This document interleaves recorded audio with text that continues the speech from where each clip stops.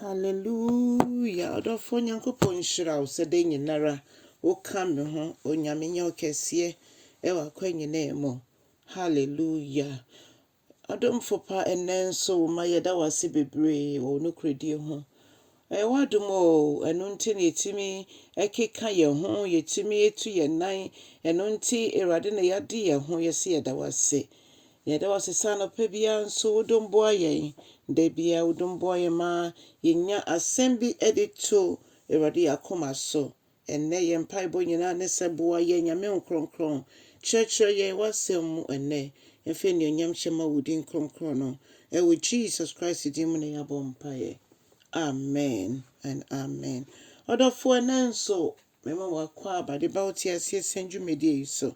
Yebefe yakenkan samu 1Tesalonikafoɔ ma ai dikan etinum chichemu dumienu kosi dunum. Adofo menti rade asem. Paul etu yemfo se omo ye yemu adwuma no yema yeni enko omo so. Omo tu yefo ewe rade mo yema yeni enko omo so.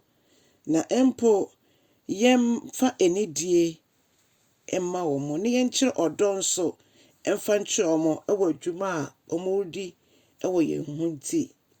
Na afe osi yentena asomdwe mu. Yentena asomdwe mu. Afe omutu yefo nyame nkronkron na Paul so ene na pamfo eso etu yefo se enuanom yetumofo se mo omo nya nia etene no mo nkasa enche omo anase munyi won aten nyese mumbu won aten ba munyi won aten na chese monka ho asem ma omuntimi enja monka omo anim afi omo so muni ahoden ewurade mu no monhye omo den afi omo ayemre no so monhye omo den anase muntu omofo no muntimi nyina omo nan so.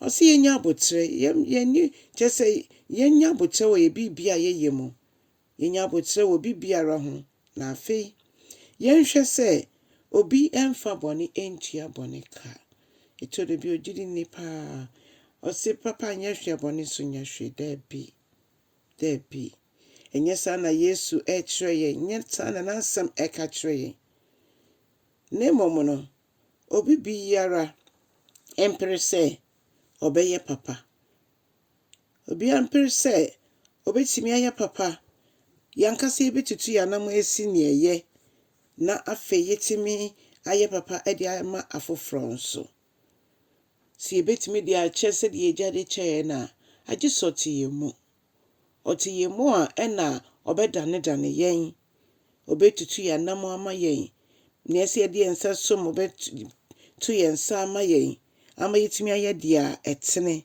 ene dia eye yentimi fa ya ho odin ye nia yankopon na Paul so ka chen ye nyina da bi yentimi fa nipa ho odin ene tinyame nkronkro ye srewo be ka ye ho be dombo aye na yentimi enante wo mu yetu ye na ya na ye wo na ya yetu ye nsa na ye wo nsa ye bie ya no a na eye wa no a oh erade yempai boni yemso beduma boa yen yedi akoma so hwede nyina ba weni modomfo pa yeso wa wuti ejeni senifa so wudi ma yen eja no kwafo di ma wo ma omo ye mo franketo a ehunu amanne omo ye mrantie ne maba wo mo hunu amanne omo ye mesiriwa omo hunu amanne erade omo ye mrewa no kokora omo hunu amanne erade wo na wo bo yen woni wa yen so woni mo bibi yara yeso sebra wo de wonsa eka ye nipedue na wo san ye yare erade na wo biebie